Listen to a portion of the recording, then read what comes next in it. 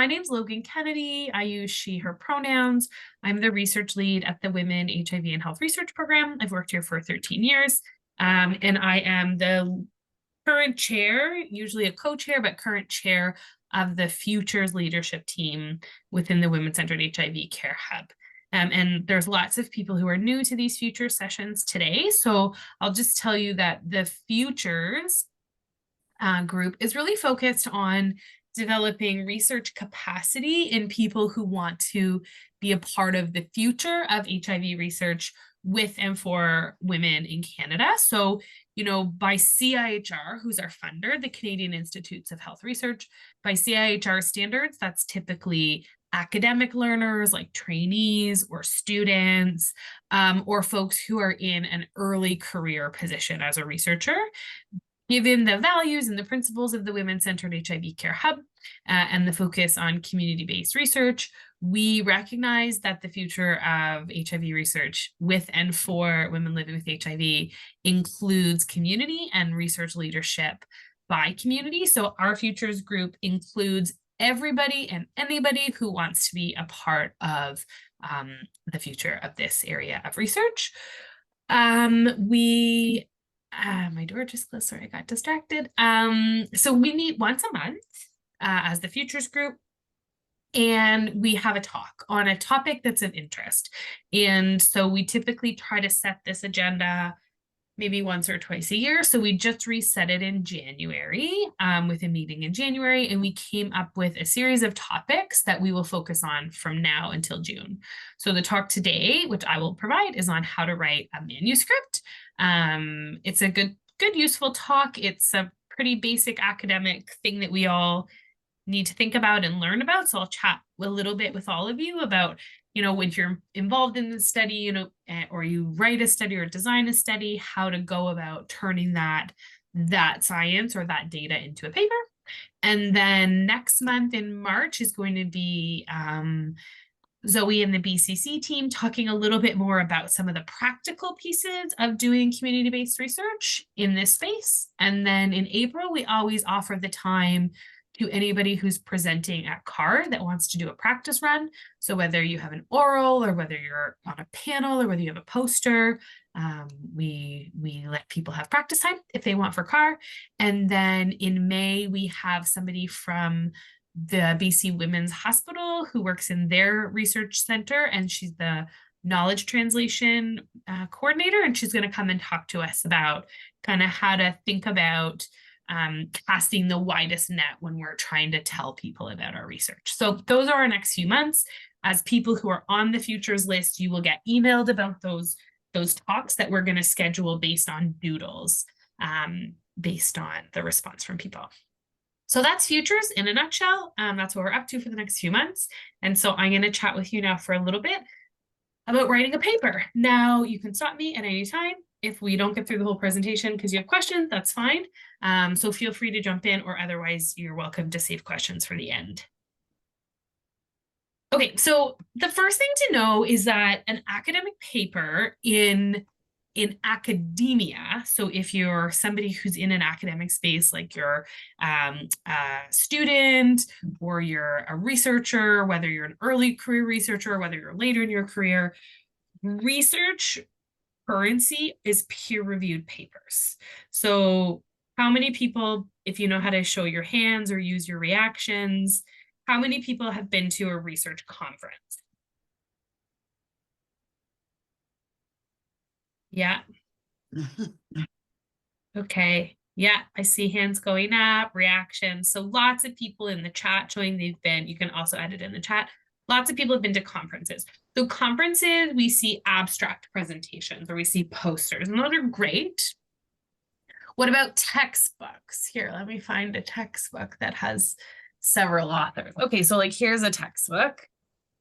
This is a book called Youth, Sexuality, and Sexual Citizenship. And it's edited by Peter Eggleton, Rob Cover, Dina Leahy, Daniel Marshall, and Mary Lou Rasmussen. Okay, so you think, oh, these people wrote a book. That's pretty impressive. Like, you know, I bet these people have academic jobs. Professor Emeritus, Associate Professor, Lecturer. What about invited talks? What about presentations? All those things are nice. But in academia, what they really care about, what they really want to see that you're producing is the manuscript, the peer-reviewed publication. So for people that are in an academic track, writing a manuscript and being successful with writing manuscripts is really important. For folks who are coming from a community perspective, I think it's really important that we keep looking at how different voices, different types of research and researchers can get into these academic journals. So there's value to knowing how to write a manuscript, no matter what you want your involvement in research to be. And even if that manuscript or that paper isn't a research article, but it's maybe an opinion piece, it's kind of a similar format. So if you think you want to write, I'm looking for an example of an article, but I don't have something sitting in front of me. If you think you want to write a paper that would be in an academic journal, then this is a pretty good format to follow. So the first thing you need to do is you need to figure out what journal you're going to want to publish in. So the best way to do that is to start by looking for journals that publish the kinds of things you want to write. So for example, if you want to write an opinion piece, you can't submit to a journal that only accepts primary research, meaning research studies. Or if you want to present a qualitative study, maybe you did some focus groups or some interviews, and the journal has a word count that's 2,000, nobody can write a qualitative paper in 2,000 words. So it's a good idea to start looking at, okay, what kinds of journals publish the paper I want to write, and what kind of journals have the right audience for the kind of paper I want to write. So now you've got maybe 5 or 6 different journals in your mind that you're like, okay, maybe I would write for those. And how do you find those? Google Scholar, like for people that are less familiar, you can look in Google Scholar, you can look in more academic databases, you can really look anywhere for research that is accessible to you based on, you know, what things you have access to. So, okay, so the first question is what journal might publish this type of manuscript? The next question is, who's the audience? So I'll give you an example. You know, oftentimes in HIV research, we write in HIV journals. There are common HIV journals that we'll publish or submit to, depending on the type of study. You know, you might be submitting to AIDS care. You might submit to the Journal of the International Association of Providers of AIDS Care. You might, you know, submit to JIAS, all these specific HIV journals. But what if the finding of your paper is more about women's health? Well, then it maybe doesn't make sense to publish in an HIV journal, or maybe it does. So it's really important to think about what is the message of your paper and who you want to read it. So if your message is general care providers do a really bad job at women-centered HIV care, it's an opinion piece even, you know, general providers, writing that paper and publishing it in the Journal of the International Association of Providers of AIDS Care is not your audience. You want family doctors to know about that, or you want nurse practitioners. So who's reading it? That should guide what your journal that you target is. What about publication fees? So this is really important, particularly for people who are earlier in the research journey, whether that's from a community perspective or whether that's as a trainee or an academic. Some journals are only open access, which is great. Open access means anyone can download it. So if I say to you, hey, go look for this study online, anyone can download the whole paper, print it, take it with them. Other journals, you are not open access at all. The trouble is anything that's open access is going to cost money. So you want to know, what is that publication fee? And do you have access to that money, and is it required? So what do you think? What's your guess? How much? You can put it in the chat if you want. You can raise your hand. You can shout it out. What do you think like an average publication fee is in an open access journal? $200. Okay, $200. What do other people think? 5,000. Wow. So Claudette's closer with 5,000. Wow. So with exchange rates, particularly now, often the publication fees are in euros or US dollars. We're looking at close to $5,000 to publish a paper. Wow. So you need to look for journals that either don't require it to be open access. And we can talk about that because obviously you still want your article to be accessible. So there are places you can put the article text that you don't have to pay for it. Or you need to look for journals that recognize and honor things like community members or junior researchers, and they either lessen or eliminate the publication fee. Okay. But it's really important to think about. And then the other thing is, does the journal you're interested in have any specific requirements, or does your paper have any specific requirements? So for example, like word count is more of a consideration if you have a qualitative paper. Some journals have a limited number of authors. If you want to write with a team of 20 people, you won't actually be allowed to name all those authors. What about from your discipline? Like if you're a trainee and you're in nursing like me, maybe you want to make sure that you're publishing in nursing journals to build your career.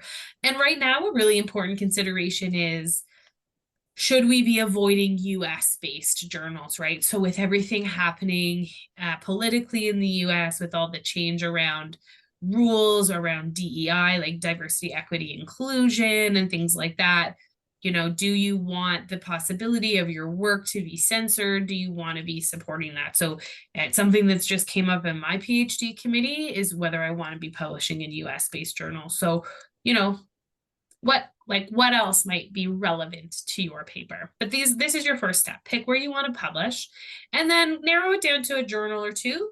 And once you've decided on the one, then I recommend that you save, or if you prefer to print out the instructions online, because I will tell you, one of the most daunting things about publishing a paper is actually hitting submit, because every journal has some wild and wonky rule. Should there be a cover letter? Shouldn't there be a cover letter? Do you have to have line numbers? Do you not have to have line numbers? It's like, who gets stressed buying a plane ticket? I get really stressed buying a plane ticket. Like, have I spelt my name wrong? Is my birthday right? I feel like I'm sunk if I make a mistake. It's kind of the same. The good news with the journal is that if you mix something up, all they do is send it back to you and say, oh, this paper wasn't included or whatever. But print out those instructions and keep them with you, or save them on your desktop or whatever and keep them with you as you start to write your paper.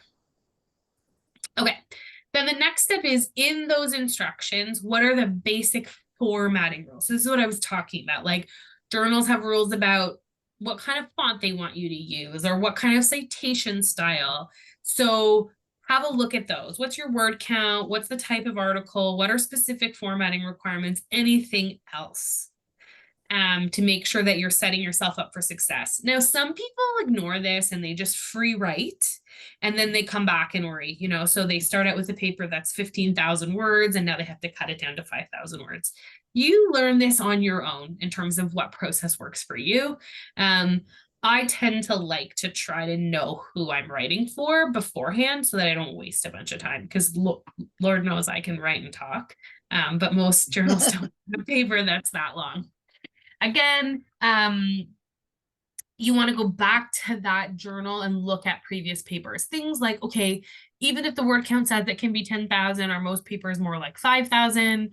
Are there common headings that journal uses? I'll give an example. Like in nursing, we use background and introduction a lot. So typically there'll be like a very brief background, like it'll be heading, background, very concise, almost like a second abstract, except it's just the background. And then a longer introduction. So looking at what kind of headings are used, where do they talk about ethics approval? So if you're reporting on a study, you'll have to say something about ethics.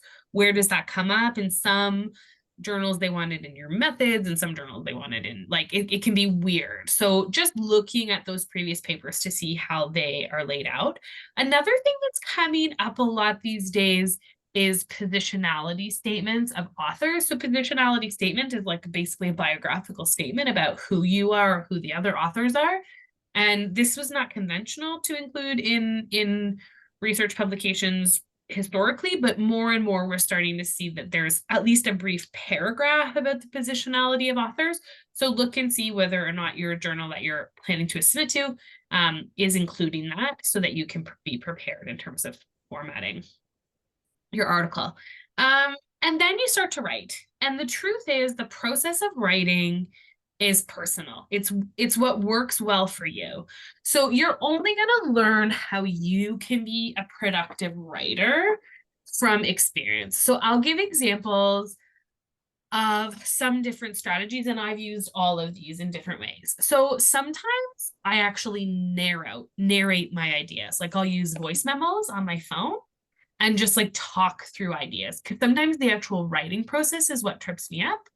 And this is particularly true, I think, if you're writing a commentary or kind of more of a conceptual paper, as opposed to a research paper where you have an introduction and you have methods, and you can kind of push through those things.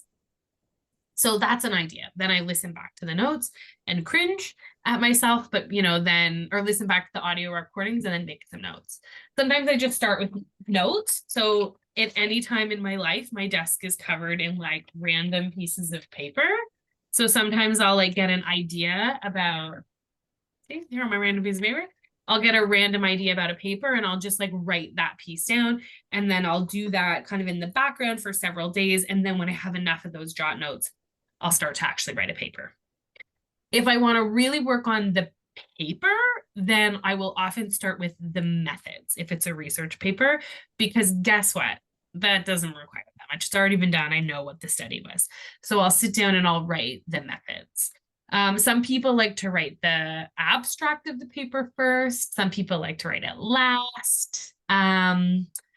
I always walk away when I'm feeling stumped. One thing that I've learned for me is that if I'm sort of having writer's block, no matter what my intention is, no matter how committed I am, if I'm not progressing, the longer I sit there, the worse it is.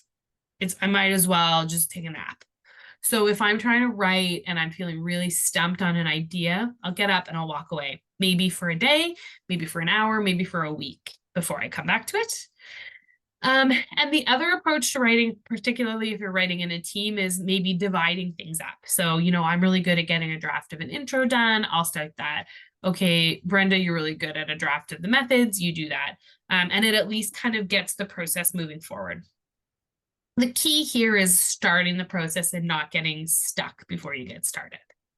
Has anyone else done any different approaches to kind of getting started writing? Does anyone have any experience just trying to get the writing process started? Find a topic. Find a topic. Yes. Well, I think this is true. I made a minor assumption. Sorry, Brenda, that's a good point, that you want to find your topic that you want to write about first. And be convinced of it, right? And to understand why you were interested in that topic. This comes from Mona's paper, right? Yeah. Yeah. So I find think your that's topic. really important, and especially understanding why you feel, and so that it's not something personal for you, that it's more suited for what you're trying to reveal or help or expose, whatever. Share with others. Yeah, that's such a good point. Really, really good point. Farzana made a point in the chat as well. Read similar articles. It's a great idea. There are a couple of students we're working with right now that are writing a type of paper called the scoping review, and they feel so overwhelmed. I think it's great to just like jump in and start reading similar articles. You can feel very inspired. So lots of different ways to get the writing process started once you know what you want to write about. Really good point. Okay, so once we're into the writing phase, what does it actually look like? So step one of any journal submission is typically a title page. Now, keep in mind that a lot of journals have rules about blinded, not blinded, so you'll have to follow that. What that means is, do they want the title page to say who the authors are, or do they not want the title page to say who the authors are? Sometimes you submit one version with the author's names and then another version without the author's names. So just making sure you really understand that.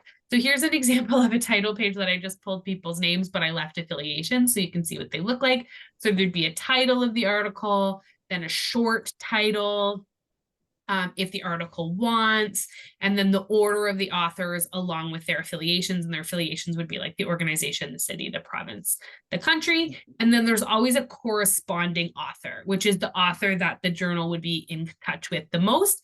It's also listed when a paper gets published. So if you've ever read a journal article, if you look at the author list, there'll be a little asterisk beside somebody's name. It's usually like the first or the last author, and they're the author that you can reach out to if you have any questions. So your first page is the title page. Again, I usually don't do this right away, so that if I'm having a day where I just want to do some work on it, but my brain isn't firing that well, then I make the title page and I feel good with myself because I feel like I've done something. The second page of a publication submission is your abstract.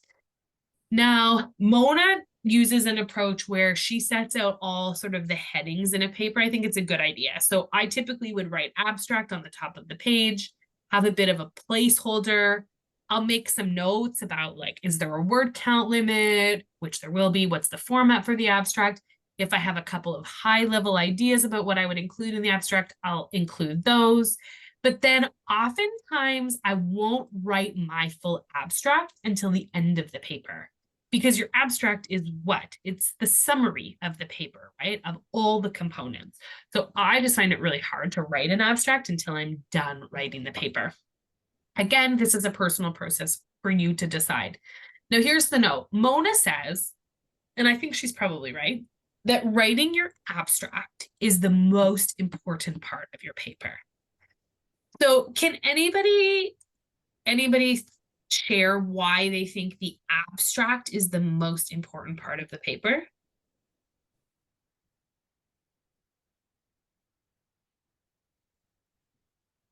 It contains the essence of the project.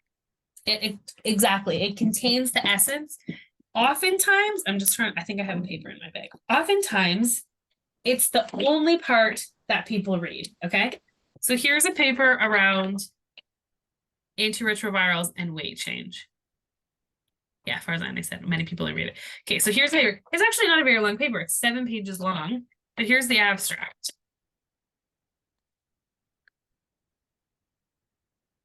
So when I'm online and I'm scanning through a pile of papers, yeah, I'm going to read that abstract and I'm going to decide, okay, is this paper worth reading for me?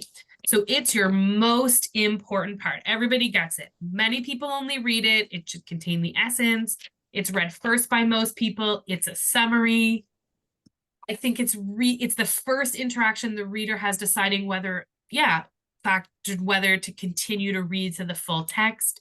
Exactly, all of that. And I really do think Farzani's point is important not to overlook. A lot of people will only ever read your abstract. So you want to get across as much as you can in that abstract.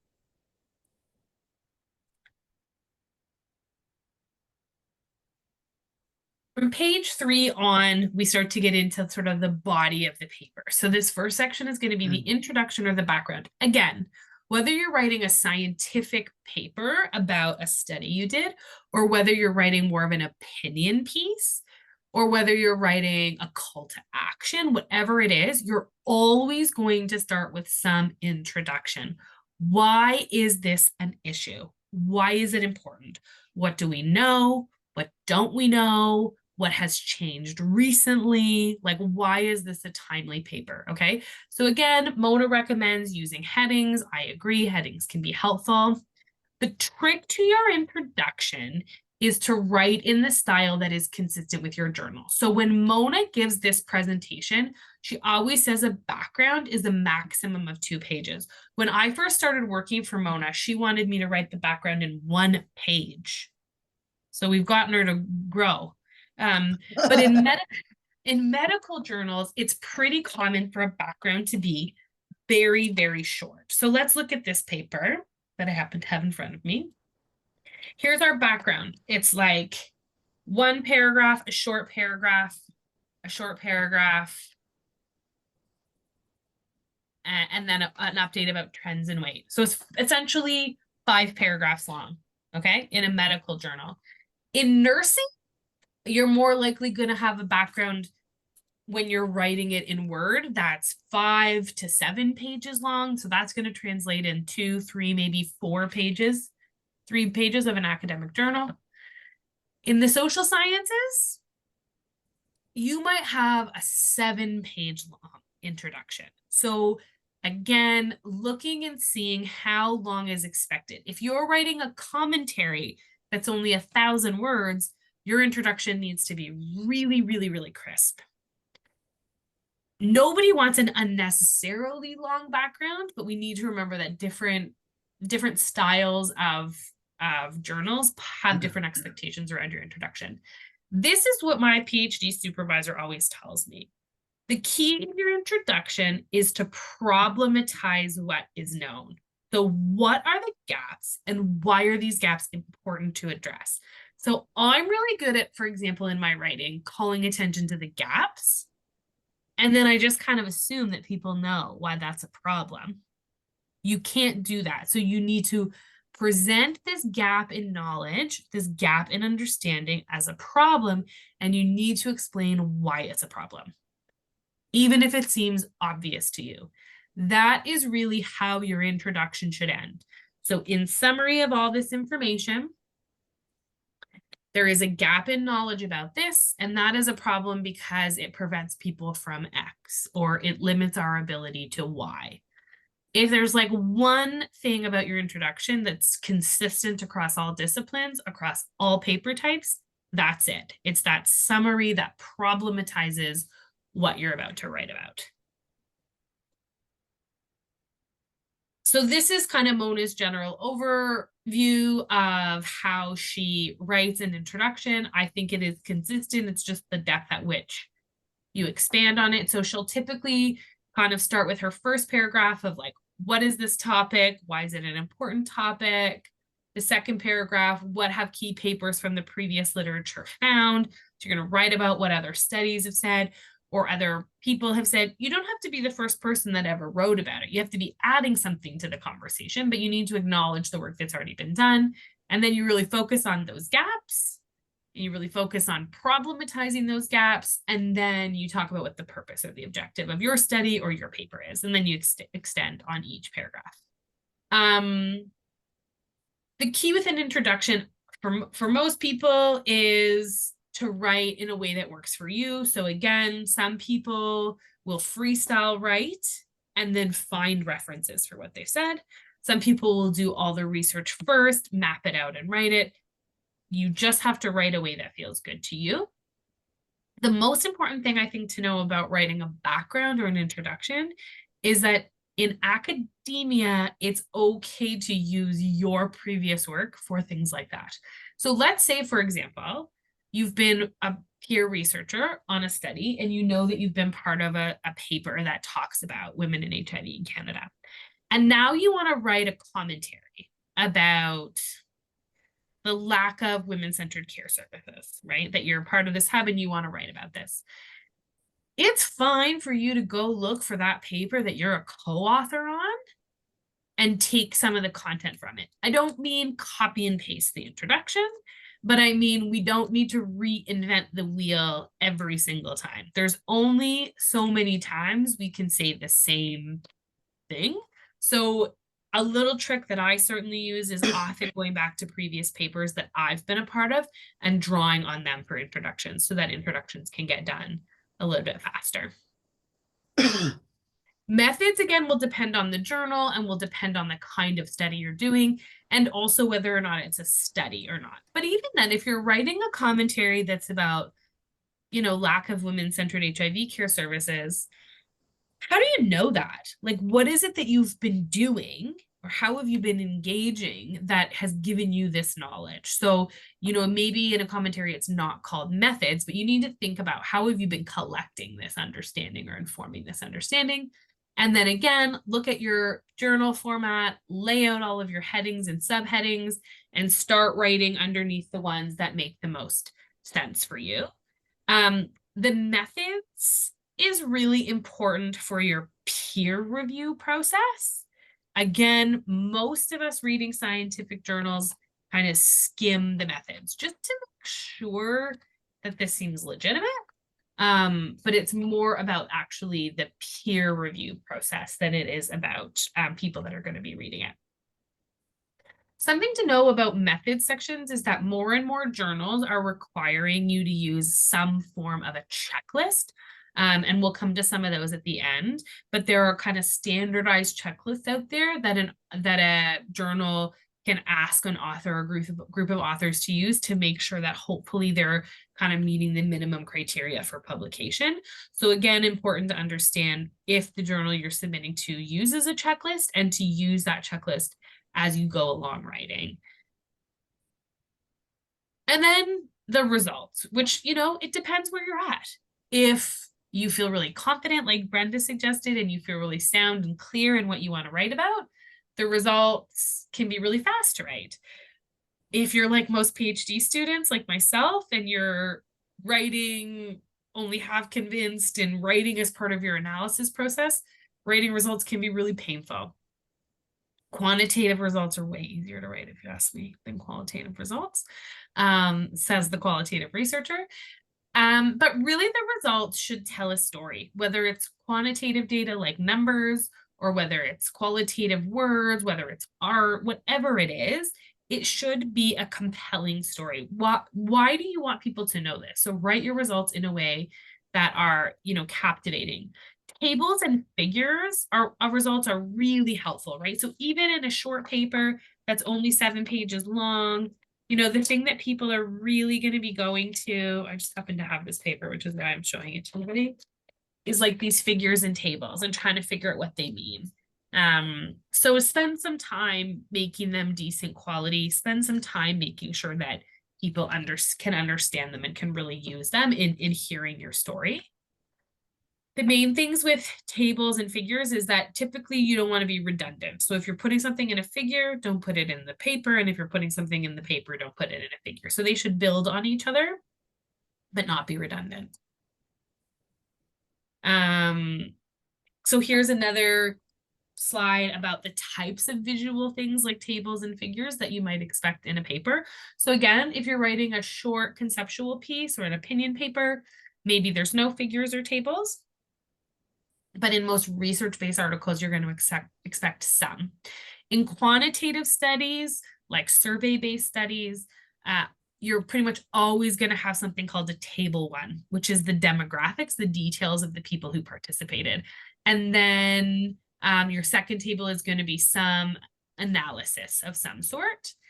And in qualitative, you might see those kinds of tables. It's also not uncommon in a qualitative study to see no tables at all.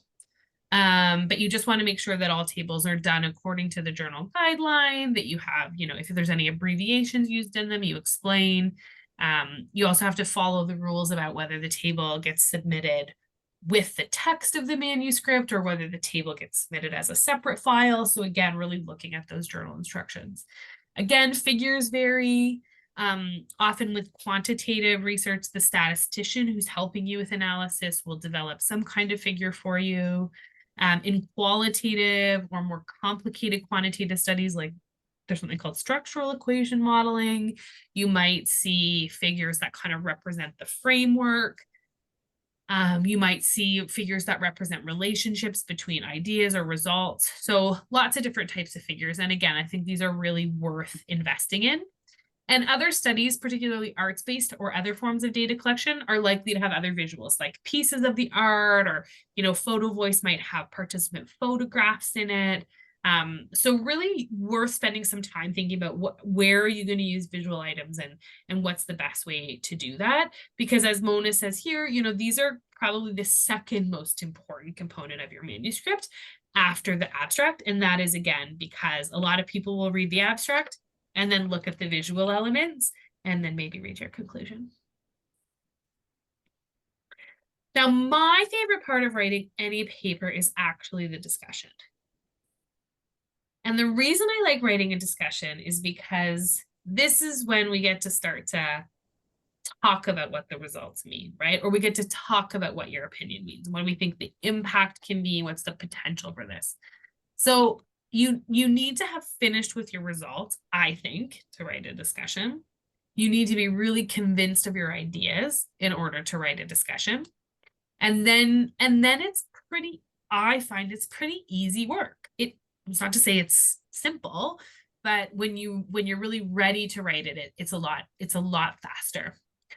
So the first paragraph of your discussion is sort of the summary of your findings and what you want people to hear in terms of the message about those findings. So in the findings section, it's just the findings. But paragraph 1 of your discussion is a summary of those findings. And then what is it that your findings are adding to the field, or what is it that your opinion is adding to the field? Sometimes people really write paragraph 1 of a discussion as a summary or a repetition of the findings, and that drives me crazy. It has to be more. The word is that it's the title is that it's your discussion.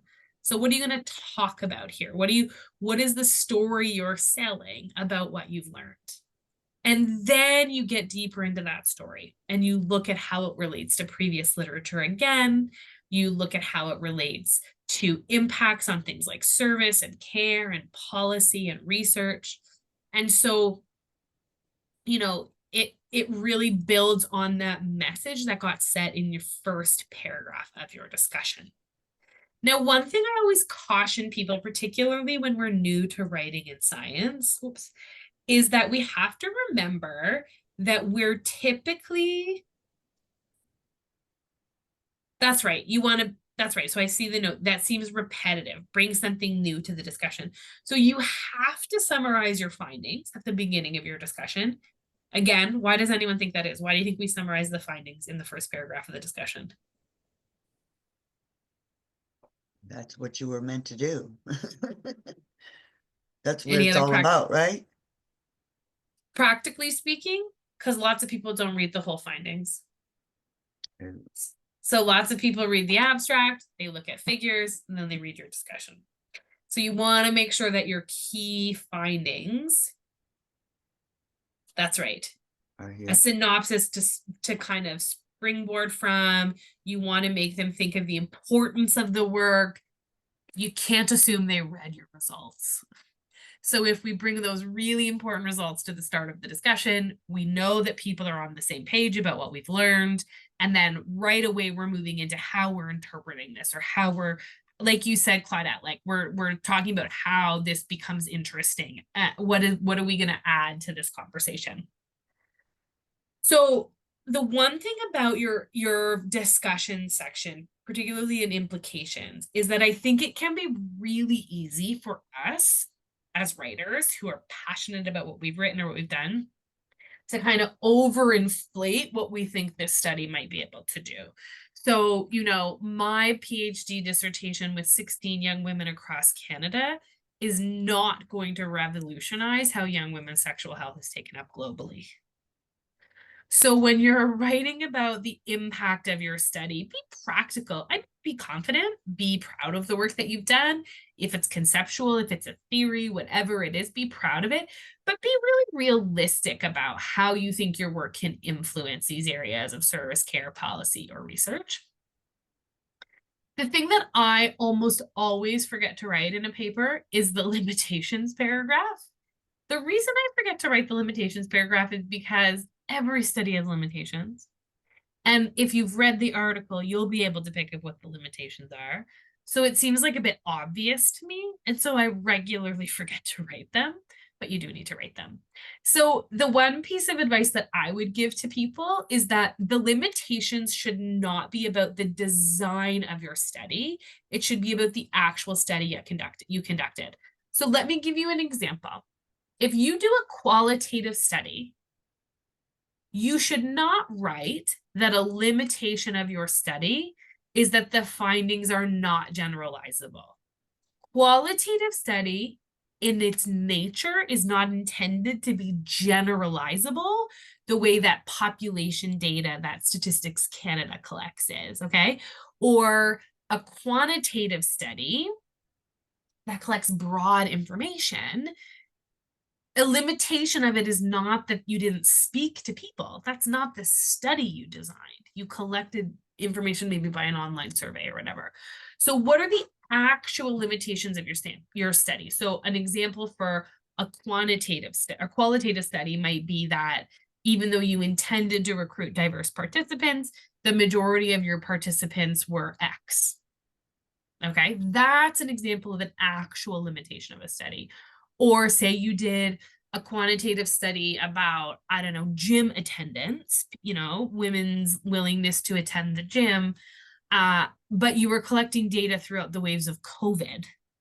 Well, a limitation of that study is how much of a role did COVID play in people's willingness to go to the gym? So when you're thinking about limitations, just again, most research actually doesn't report limitations properly. It often reports limitations that are associated with the design of the study, not with the actual study. So if you're going to write a limitations paragraph, do it right and really focus on what it was about your study that wasn't perfect, because nobody's is. And then comment on your next steps. So what's the next thing you're going to do? Are you doing another study? Are you developing a program of research? Are you working with policymakers? What are you doing? Again, if it's a commentary, same things. So you've summarized all this information, you've learned all this stuff, you have these really strong feelings. What are you going to do next? And then in your conclusion, there should be nothing new. So your conclusion should be one paragraph. It should be a summary of your discussion more than anything that really focuses on your findings and the implications of your findings. But it should be nothing new. And I really like a conclusion, particularly depending on the journal, not so much in medical journals, but in other journals, a bit of a call to action. But even if the call to action is we need more research in this area, or if that call to action is we need to, have more community members publishing in academic journals, whatever it is, something that kind of lights a fire from people to say, okay, you read my paper, this is an important topic, and now here's what we should be doing about it. And then you go back to your abstract. So even if you're somebody that wrote your abstract first, you're going to go back to your abstract and you're going to make sure that it really captures the most important part of your paper in a short, concise kind of way. This is the key. This is really, like we said, something that often is the only part that people read. For sure, editors look at the abstract first to decide whether they're going to send the paper out for peer review. You want to make sure that it includes your key findings. Anybody that's ever tried to write an abstract for CAR, you know how hard it is. The word count is really hard. You'll write the background and the methods and you'll realize you're 45 words over your word count. So you really, really want to make sure that the bulk of your abstract is about what did you find and what did you write about in your discussion. Make sure there are no inconsistencies between your abstract and the content in your paper. So you want to go back and forth, back and forth, back and forth to make sure, as things get tweaked in your paper, things are getting updated in the abstract.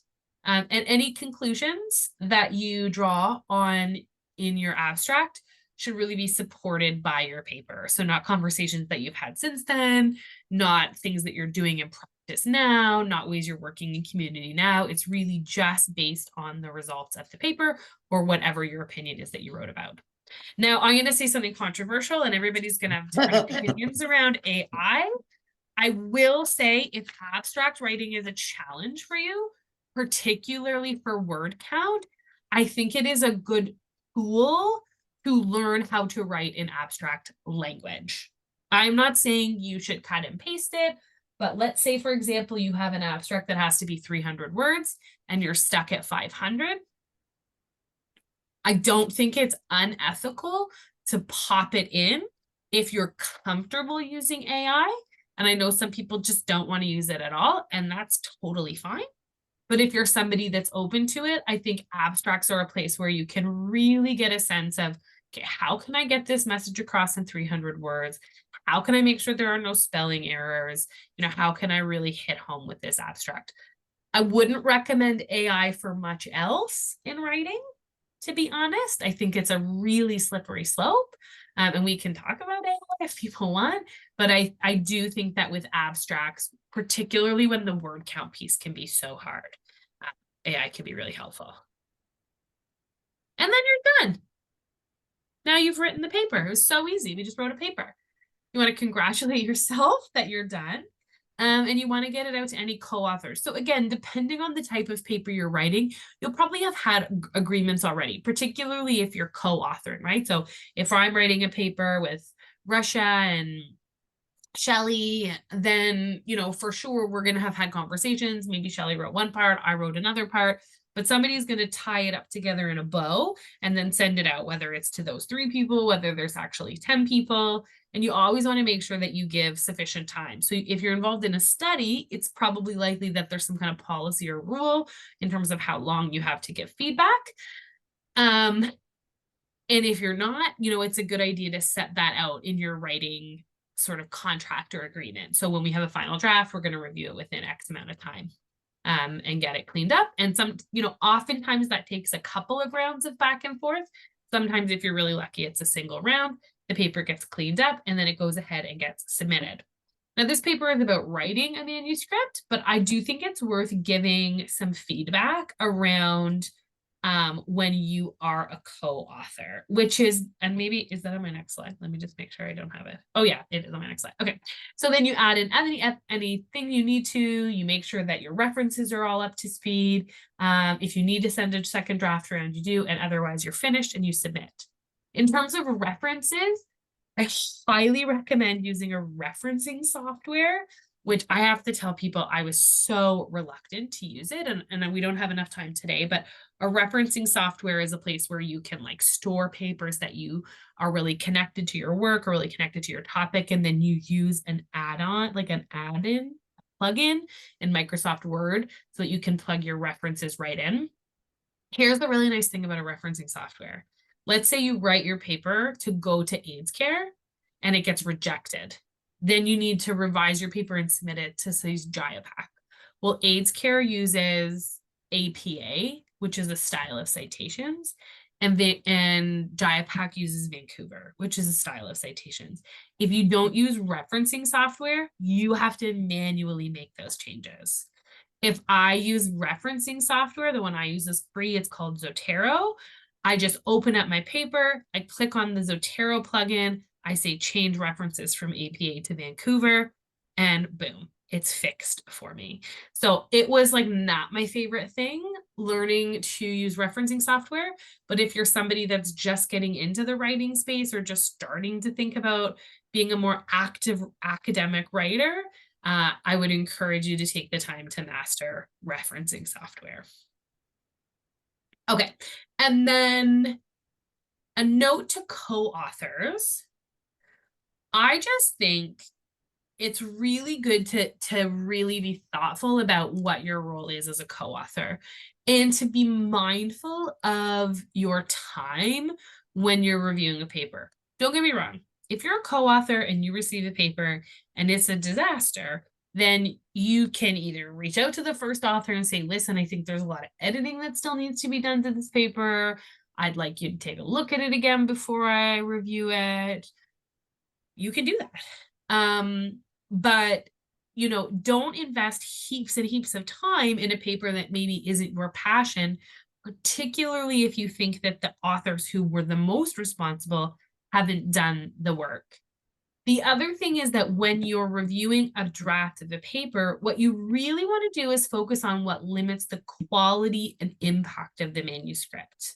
So, you know, if you're somebody who's an excellent proofreader, do an amazing job proofreading it. If you're somebody who's really good at language and very sensitive to the language that's being used, focus on that. If you're a methods person and you're really good at assessing methods and picking up, oh, that's the wrong statistical test, do that. It's not your job to pick apart every single sentence. It's not your job to change the writing style, unless the writing style is incoherent. But, you know, there are some people who, as they're editing a manuscript draft, they'll start to edit it so that it's like more their writing style. That's not your job as a co-author. And I just don't think it's a really good use of your time. So I like this quote: be master of your petty annoyances and conserve your energies for the big worthwhile things. It isn't the mountain ahead that wears you out. It's the grain of sand in your shoe, right? So don't get too caught up in the little things about the paper that you don't like, unless they really limit the quality or the impact of the paper. And then these are the references, the checklist I was talking about. So Equator is a site online that you can go to, and it gives you examples of these checklists. So if a journal tells you that you need to use X checklist, you can go to Equator and find it. So I'll give you an example. For example, this CORIC is a qualitative checklist. So if I'm writing, oh, you can see them written in here. So this is for one of my dissertation papers. So you can see that I've gone through and I've listed on this document what pages those things appear on, so that when an editor goes to make sure my paper meets the requirements, they can say, okay, Logan said on page 7, we can see who conducted the interviews. I'm going to flip to page 7. Yeah, okay, I'm going to check another place. Logan said on page 6, she talks about the relationships she had with participants. So make sure that you have access to these. They're freely available online. Typically, the journal will have a link to where you can find any of these reporting guidelines if they're going to require that you submit a checklist. Okay, and so here's just some general feedback, and then I'm happy to answer a couple of questions if people have them. So start with the easy stuff so that you feel like you're making progress, but save some for moments of deep writer's block. So again, we talked about things that can be easy: putting headers, making the title page, developing your keywords, writing your acknowledgement page. So start out with some of that and then save some of it for times you need it. Avoid rereading previous sections when you sit back down. I am so guilty of this. So I'll write for a day and I'll have a great day and then I'll leave. And then the next time I come back to the paper, I'll spend half my day rereading the first paragraph and rewriting it and rewriting. And then what happens is 3 days into it, you're like, I have an introduction. I have nothing else. So if I could give you a piece of advice, I wouldn't do that. I would write, leave it alone, come back and pick up where you left off as much as possible. Avoid aiming for perfection, particularly when you're learning to write, when you're writing in a team. Those first drafts that you share with people, they don't have to be perfect. There's nothing better than having a draft to work with. You know, Mona and I talk about this all the time. It's one of the things we work with students so much, folks who are new to writing. Just get something on the paper and then we can move forward. Figure out what your productive writing time of day or week is. So I'll give you an example. I do better in the morning and I do better early in the week. If I book my writing time for Friday from 2 to 4, when do you think I'm going to write? 8 o'clock Never. at night, 10 o'clock at night. Never. I'm just not going to do it. I'm like, it's 2 o'clock on Friday afternoon. I'm going to sleep. So figure out what's productive for you. Figure out how much you need in one sitting. So some people, I know people in academia who are very prolific writers, they write 1 hour every day. They start every single of their work days from 9 to 10 or 8 to 9 writing. That would never work for me. I hate writing for short amounts of time because then I'm just into the flow of it and then I have to walk away from it. So you have to figure out what works for people, right? Some people are okay writing 20 minutes here and there, not me. I want at least a half a day. Editing is different, but if I'm writing, I want a half a day. So figure out what works for you. Another really good strategy is called a Pomodoro timer. If writing for long periods of time is daunting to you, Pomodoro is when you set a timer for 25 minutes and then you give yourself a 5-minute break. 25 minutes, 5 minutes break. Or some people do 50 and 10, 50 and 10. So it's like smaller chunks that you bite off. And so for those of us who like to doom scroll on our phones or get distracted by things, it allows you to stay focused because you know, I just have to do this for 25 minutes and then in 5 minutes, I'm going to get a break. Or 25 minutes, I'll get a 5-minute break. So again, this is just like look at strategies that work for you as a writer. That's it. That's how you write paper. So we can stop recording